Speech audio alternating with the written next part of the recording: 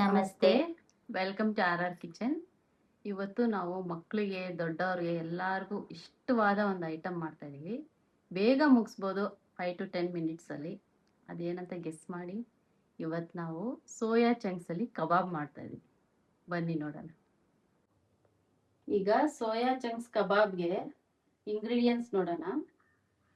ಒಂದು ಬೌಲಲ್ಲಿ soya chunks, ನಿಮಗೆ ಎಷ್ಟು ಬೇಕೋ ಅಷ್ಟು ತಗೊಳ್ಳಿ. ನಾವಿಲ್ಲಿ ಕಮ್ಮಿ ಮೆಂಬರ್ಸ್ ಇರೋದ್ರಿಂದ ಸ್ವಲ್ಪ ತಗೊಂಡಿದ್ದೀವಿ. ಇದು ಸೋಯಾ ಚಂಕ್ಸ್ ಬಂದ್ಬಿಟ್ಟು ತುಂಬ ಒಳ್ಳೆಯದು. ಹೈ ಪ್ರೋಟೀನ್ ಇದೆ, ಬಿ ಪಿಗೆ ಒಳ್ಳೆಯದು, ಶುಗರ್ ಒಳ್ಳೆಯದು, ವೆಯ್ಟ್ ಮ್ಯಾನೇಜ್ಮೆಂಟ್ಗಂತೂ ತುಂಬ ಒಳ್ಳೆಯದು. ಎಲ್ಲರೂ ಯೂಸ್ ಮಾಡಿ. ನಾನ್ ವೆಜ್ ತಿಂದೇ ಇರೋರೆಲ್ಲ ಇದನ್ನು ತಿಂದರೆ ಅದಕ್ಕೆ ಈಕ್ವಲ್ ಆಗಿರುತ್ತೆ.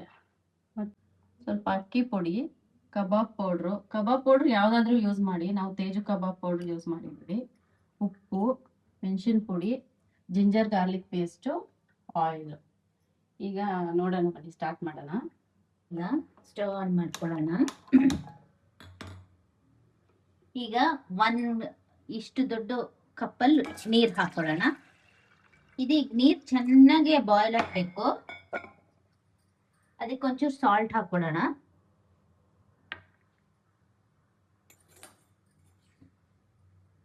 ಸ್ವಲ್ಪ ಸಾಲ್ಟ್ ಹಾಕೊಳ್ಳೋಣ, ಜಾಸ್ತಿ ಬೇಡ. ಯಾಕಂದ್ರೆ ಕಬಾಬ್ ಪೌಡ್ರಲ್ಲೂ ಸಾಲ್ಟ್ ಇರುತ್ತೆ, ಹಾಗಾಗಿ ಇದರಲ್ಲಿ ಸ್ವಲ್ಪ ಸಾಲ್ಟ್ ಹಾಕೊಳ್ಳೋಣ. ತುಂಬಾ ಸಾಲ್ಟ್ ಆಗ್ಬಿಡತ್ತೆ ಹಂಗಾಗಿ.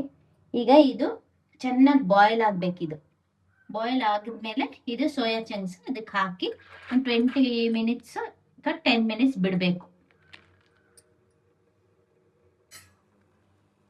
ಈಗ ನೋಡಿ, ಈ ತರ ಕುದಿಬೇಕು ನೀರು.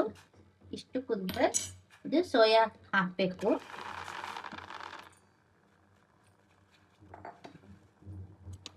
ಈಗ ಆಫ್ ಮಾಡ್ತೀನಿ ಸ್ಟವ್ನ. ಇದು ಚೆನ್ನಾಗಿ ಒಂದು 10 ಮಿನಿಟ್ಸ್ ಇದರಲ್ಲೇ ಸೋಕ್ ಆಗಬೇಕು. ಆವಾಗ ಇದು ಉಪ್ಪೆಲ್ಲ ಚೆನ್ನಾಗಿ ಹಿಡ್ದಿರತ್ತೆ. ನೋಡಿ, ಈ ತರ ಹಿಂಗೆ ಚೆನ್ನಾಗಿ ಸೋಕ್ ಆಗ್ಬೇಕು. ಒಂದು ತಟ್ಟೆ ಮುಚ್ಚಿಡ್ತೀನಿ.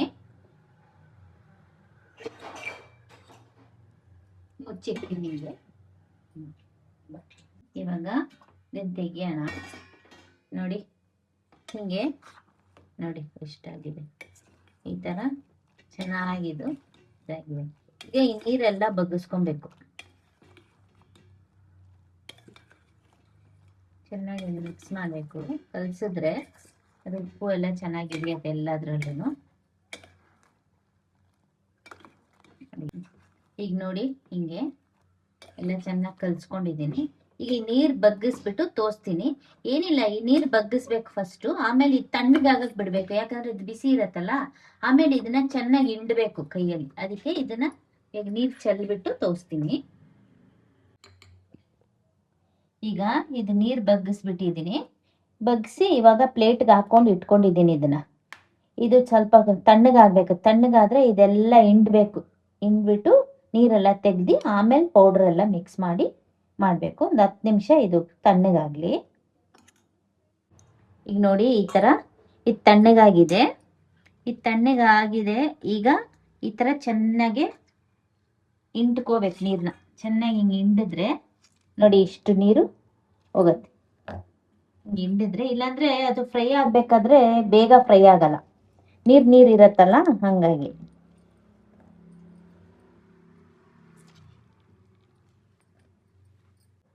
ಇವಾಗ ಇದು ನೋಡಿ, ಇದೆಲ್ಲ ನೀರು ಹಿಂಡ್ಬಿಟ್ಟು ಇಟ್ಕೊಂಡಿದ್ದೀನಿ. ಇದನ್ನ ಇವಾಗ ಇದು ಕಬಾಬ್ ಪೌಡ್ರ್ ಹಾಕೋಬೇಕು.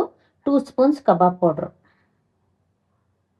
2 ಸ್ಪೂನ್ಸ್ ಕಬಾಬ್ ಪೌಡ್ರು, ಸ್ವಲ್ಪ ಶುಂಠಿ ಬೆಳ್ಳುಳ್ಳಿ ಪೇಸ್ಟ್ ಚೂರು ಅಷ್ಟೇ, ಸ್ವಲ್ಪ ಒಂದು 1/2 ಸ್ಪೂನು. ಈಗ ಸ್ವಲ್ಪ ಚಿಲ್ಲಿ ಪೌಡ್ರು, ಸ್ವಲ್ಪ 1 ಸ್ಪೂನ್ ಚಿಲ್ಲಿ ಪೌಡ್ರು. ಇದು ರೈಸ್ ಪೌಡ್ರು ಸ್ವಲ್ಪ, ಇದನ್ನು ಒಂದೂವರೆ ಸ್ಪೂನ್ ಹಾಕ್ತೀನಿ ಅಷ್ಟೇ. ಆಮೇಲೆ ಸ್ವಲ್ಪ ಸಾಲ್ಟ್ ಹಾಕ್ತೀನಿ. ಫಸ್ಟೇ ಇದು ಮಾಡುವಾಗನೇ ಸಾಲ್ಟ್ ಹಾಕಿದ್ದೀನಿ, ಹಂಗಾಗಿ ಸ್ವಲ್ಪ ಸಾಲ್ಟ್ ಹಾಕ್ತೀನಿ. ಕಬಾಬ್ ಪೌಡ್ರಲ್ಲೂ ಸಾಲ್ಟ್ ಇರುತ್ತೆ, ಅದಕ್ಕೆ ಸ್ವಲ್ಪ ಹಾಕೋಣ, ಬೇಕಾದರೆ ಮತ್ತೆ ಹಾಕೋಣ. ಈಗ ಎಲ್ಲ ಚೆನ್ನಾಗಿ ಹಿಂಗೆ ಕಲಿಸ್ಕೋಬೇಕು.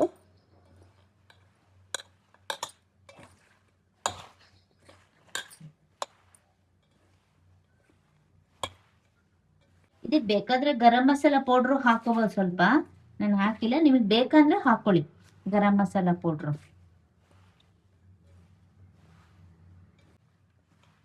ನೋಡಿ ಈ ಥರ ಫುಲ್ ಕಲಿಸ್ಕೋಬೇಕು. ಆಮೇಲೆ ಟೇಸ್ಟ್ ನೋಡಿ ಉಪ್ಪು ಕರೆಕ್ಟಾಗಿದೆ ಏನಂತ. ನಾನು ನೋಡಿದೆ ಕರೆಕ್ಟಾಗಿದೆ. ಈ ಥರ ಮಾಡ್ಕೊಂಡು ಇದೊಂದು 10 ನಿಮಿಷ ಹಿಂಗೆ ಬಿಟ್ಟಿರಬೇಕು. ಆವಾಗ ಚೆನ್ನಾಗಿ ಉಪ್ಪು ಖಾರ ಎಲ್ಲ ಚೆನ್ನಾಗಿ ಹಿಡಿಯುತ್ತೆ ಅದರಲ್ಲಿ. ಆಮೇಲೆ ಆಯಿಲ್ ಜಸ್ಟ್ ಫ್ರೈ ಮಾಡ್ಕೊಳ್ಳೋದು ಅಷ್ಟೇ. ಈ ಥರ ಮಿಕ್ಸ್ ಮಾಡಿ ಇಟ್ಕೋಬೇಕು. ಈಗ ಆಯಿಲಲ್ಲಿ ಡೀಪ್ ಫ್ರೈ ಮಾಡಬೇಕು. ಸ್ಟವ್ ಆನ್ ಮಾಡ್ಕೋತೀವಿ. ಈಗ ಎಣ್ಣೆ ಹಾಕೋಬೇಕು.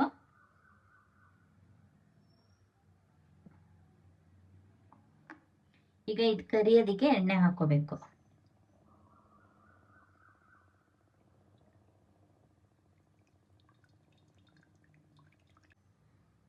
ಎಣ್ಣೆ ಚೆನ್ನಾಗಿ ಬಿಸಿ ಆಗಲಿ. ಈಗ ನೋಡಿ ಎಣ್ಣೆ ಬಿಸಿ ಆಗಿದೆ. ಈಗ ಇದು ಹಾಕ್ತೀನಿ. ಹಿಂಗೆ ಇದನ್ನ ಹಾಕ್ತೀನಿ. ಸ್ವಲ್ಪ ಸ್ವಲ್ಪ ಹಾಕಬೇಕು ನೋಡಿ ಈ ಥರ.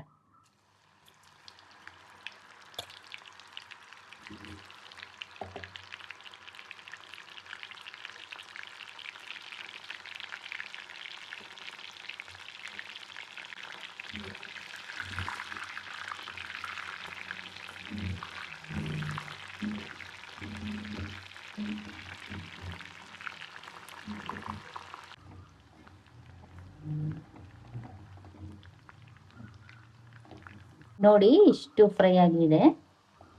ಇದು ಸ್ವಲ್ಪ ಬ್ರೌನ್ ಆಗಿದೆ ಅಲ್ಲ, ಈಗ ತೆಗಿಬೋದು. ಇದು ಅಷ್ಟು ಜಾಸ್ತಿ ಕಲರ್ ಇಲ್ಲ, ಯಾಕಂದ್ರೆ ಕಬಾಬ್ ಪೌಡರ್ ಜಾಸ್ತಿ ಹಾಕ್ಬಿಟ್ರೆ ತುಂಬಾ ಒಂಥರ ಇದಾಗಿರತ್ತೆ. ಹಂಗಾಗಿ ನಾನು ಸ್ವಲ್ಪ ಪೌಡರ್ ಹಾಕಿದ್ದೀನಿ. ಕಲರ್ ಅಲ್ಲೇ ಮಿಕ್ಸ್ ಮಾಡ್ಕೋಬಹುದು.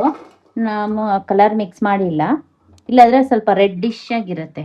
ಇದು ನಾರ್ಮಲ್ ನಮ್ದು ಮನೇಲಿ ಮಾಡೋ ಚಿಲ್ಲಿ ಪೌಡರ್ ಹಾಕಿರೋದ್ರಿಂದ ಅಷ್ಟು ಕಲರ್ ಇಲ್ಲ.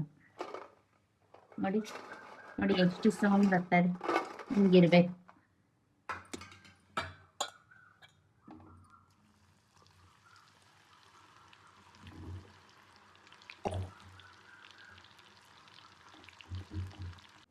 ಈಗ ಸೋಯಾ ಚಂಕ್ಸ್ ಕಬಾಬ್ ರೆಡಿ ಆಗಿದೆ. ನಾವು ಟೀ ಜೊತೆ ತಿನ್ನಕ್ಕೆ ಹೋಗ್ತಾ ಇದ್ದೀವಿ. ಬನ್ನಿ ಎಲ್ಲರೂ ತಿನ್ನೋಣ ಜೊತೆಲಿ. ನಮ್ಮ ಚಾನಲ್ನ ಲೈಕ್ ಮಾಡಿ, ಶೇರ್ ಮಾಡಿ, ಕಮೆಂಟ್ ಮಾಡಿ, ಸಬ್ಸ್ಕ್ರೈಬ್ ಮಾಡಿ ನಮ್ಮ ಚಾನಲ್. ಬಾಯ್.